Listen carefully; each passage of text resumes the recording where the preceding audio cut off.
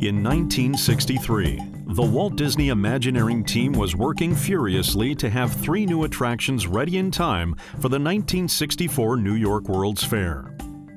The Ford Pavilion, the Carousel of Progress, and the Illinois Pavilion.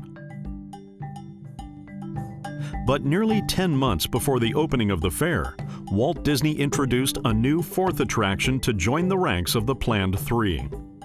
A pleasant boat ride for children of all ages through a wonderland where all the world's children live and play. It's a Small World.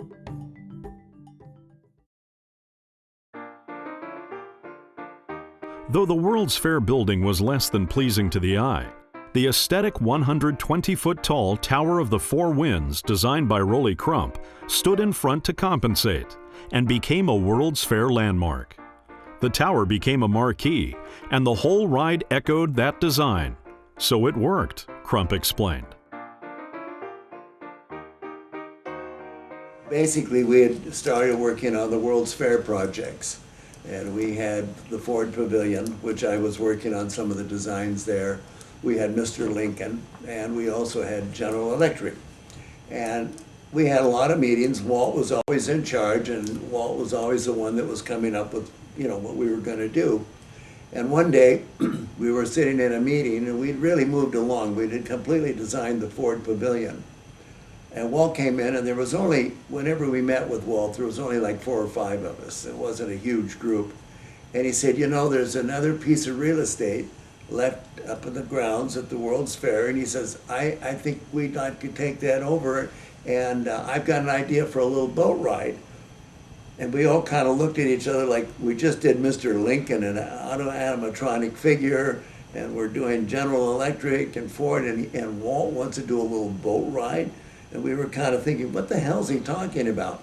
What happened was Dick Irvine, who was in charge at that time, asked Mark Davis to do a rendering of what he thought the inside of a little small world would look like, because Walt explained it that it would be children from around the world. And that's his idea, was kind of uniting all the children. So Mark did a beautiful rendering and brought it the next week and showed it to Walt. And Walt took one look at it and said, what's Mary Blair doing?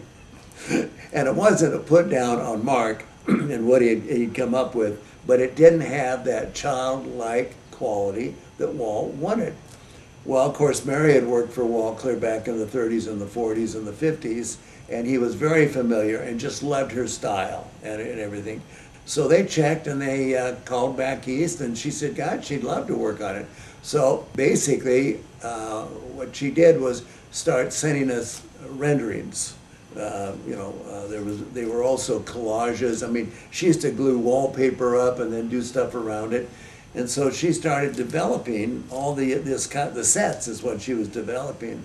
Mark started developing ideas for some of the toys that were going to be in the ride.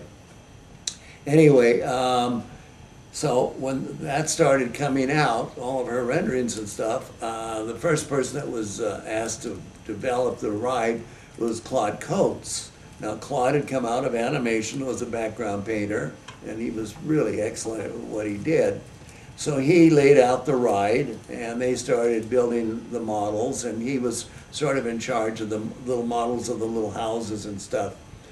But what he was doing, which disturbed me, was he was interpreting Mary Blair.